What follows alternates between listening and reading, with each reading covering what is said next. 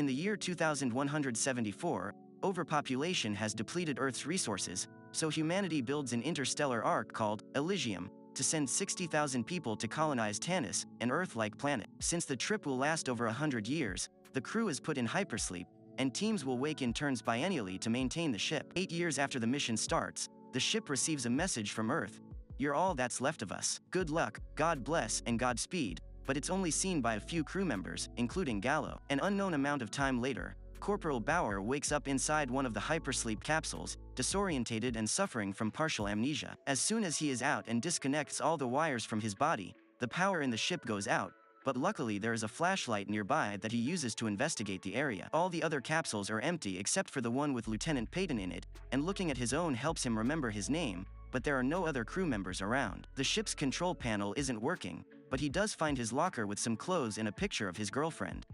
While changing, he notices the tattoo on his arm that marks him as part of Team 5. The door to the bridge is locked with no way to open it, although there are tools on the floor and marks on its surface, indicating someone was desperate to get out. Furious, Bauer goes to hit Peyton's capsule over and over, to no avail. He decides to take care of his beard next, and while shaving, the ship starts shaking before it releases Peyton from his capsule. He's also disorientated, and like Bauer, he doesn't remember the destination or the mission, but they do remember the training. This allows Peyton to find the emergency power unit and reactivate the control panel, but when they try the communication lines, nobody replies. Suddenly, the ship starts shaking again, and they hear some noises in the ventilation shafts, which Peyton blames on the system rebooting itself every time there's a surge from the unstable nuclear reactor. Deciding they should find a way out of the room, Bauer climbs into the shafts while Peyton guides him through the comms by looking at the maps on the computer. For a while, Bauer finds nothing interesting inside the shafts, but eventually he comes across a spider and decides to follow it until he falls against a shaft grill, where he finds the body of a fellow crew member. After some struggling in that tight space, which turns out to be a bootlocker, he manages to push the grill off and come out in the middle of a room, but this also means he's lost contact with Peyton. This room's door does allow him to push it open, so Bauer starts walking through the hallways to investigate and finds a woman named Nadia, who runs away as soon as he comes closer. Bauer chases after her, and, as he turns around a corner, he comes across a body hanging from the ceiling. While he tries to understand what happened, Nadia takes advantage of his distraction to attack him from behind and tackle him to the ground. Threatening him with a knife, she searches through his pockets and asks him to take off his boots, but she suddenly goes away when some weird growling noises start echoing at the end of the hallway. The hanging body is taken by a group of humanoid cannibalistic creatures that Bauer is terrified to see, so he runs away as well until he gets back to the boot locker room and hides in the shafts. Returning to this location means he regains contact with Peyton, so he has to cover his communicator not to be heard by the monsters. One of the creatures enters the room and finds the body that fell from the ventilation shafts, taking it with it when it leaves. Once he's sure he's alone, Bauer talks to Peyton again and tells him what happened. He thinks they should try to contact the bridge, but Peyton doesn't think there is anyone left on the bridge in the first place, and there won't be help coming because this ship wasn't programmed to return. Bauer gets some of his memories back then, and remembers all about the planet Tanis, which he saw on TV when he was a kid. He also remembers having a lover and that the training included allowing the crew members to bring their wives, so his and Peyton's companions should be somewhere on board. He wants to go out and find them before the creatures do, but Peyton points out it would be impossible to do in a ship this big, so his priority should be regaining control of the vessel to save them all. As he looks around, Bauer finds some anti-aerial guns in a closet, so he takes one with him before asking Peyton to guide him through the hallways so he can find the reactor bay and reset it manually. When he sees someone passing by, he steps back and hides while noticing his hands are trembling, which could possibly be a symptom of Pandorum, a disorder caused by deep space and emotional stress that can make a person psychotic. Peyton tells him the story of the old Eden mission, where one of the officers had a psychological breakdown and, convinced the flight was evil,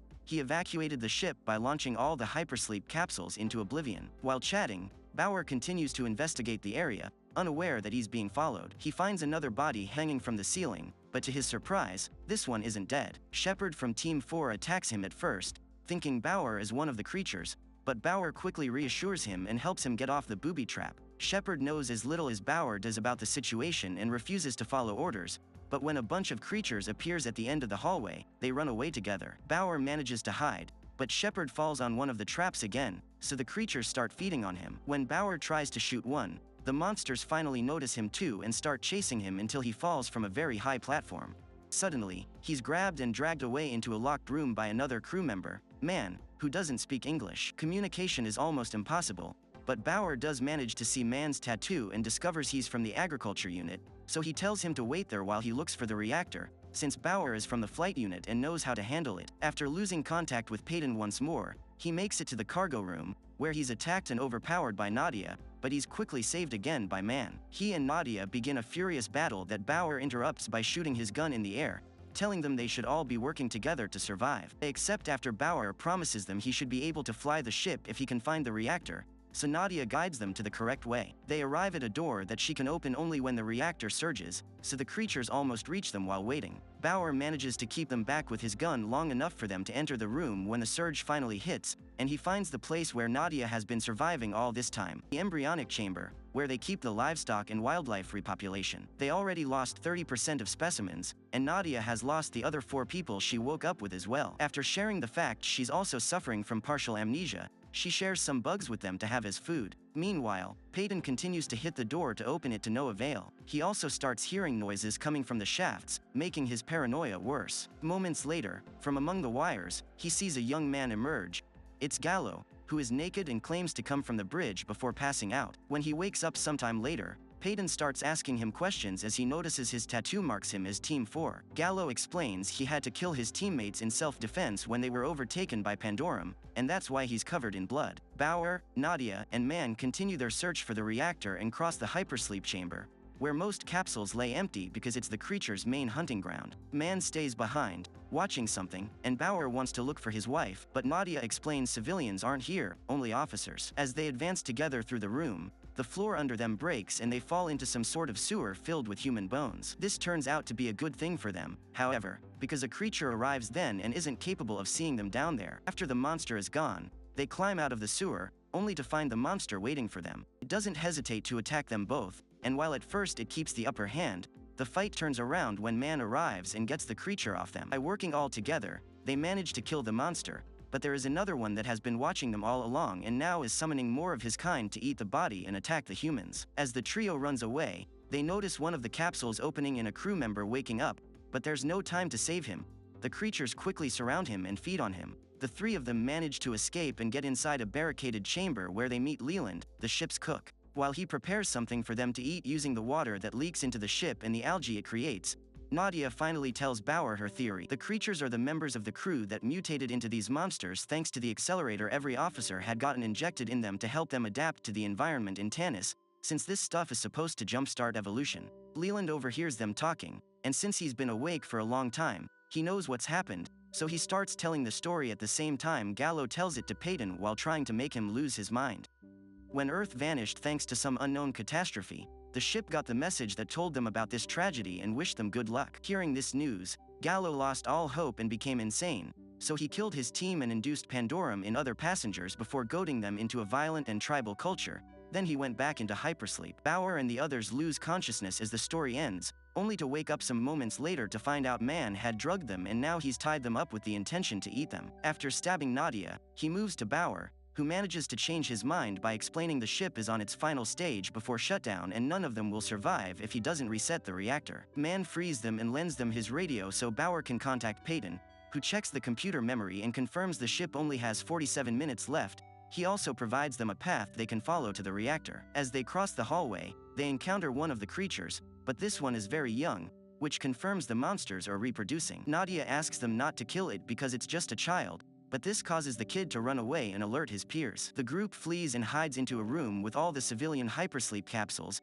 but Bauer doesn't find his wife there and he finally remembers why. She never came, she broke up with him and that's why he enlisted in the first place. This means she died when Earth evaporated.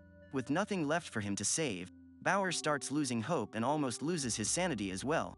But Nadia convinces him they need to survive and restarts a new Earth. It's then that Bauer has another revelation when he remembers Peyton's wife, Mary Ann. Meanwhile, Gallo continues to goad Peyton, trying to make him lose his mind and give in to Pandorum. He thinks everyone should launch themselves in the pods the same way the Eden mission did, but Peyton considers it suicide and believes Bauer can get them out of this. As Gallo's nose starts bleeding and the argument grows in intensity, he gets more violent as well. He grabs a sedative gun and threatens Peyton into launching him out in a capsule, so Peyton pretends to follow his orders only to choose hypersleep instead of launching once he has Gallo inside the pod. The team makes it to the reactor room, which is also the place where all the creatures sleep.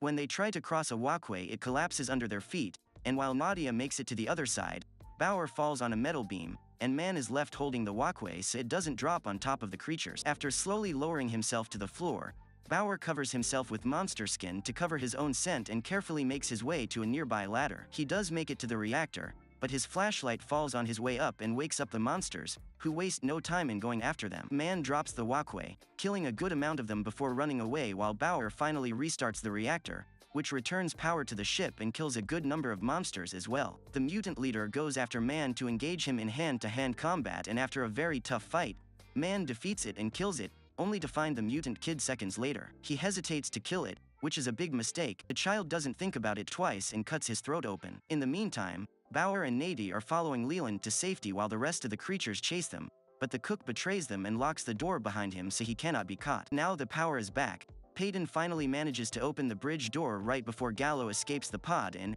after some struggling, injects him with the sedative. It is then that Peyton's memories completely return and he realizes what has been going on.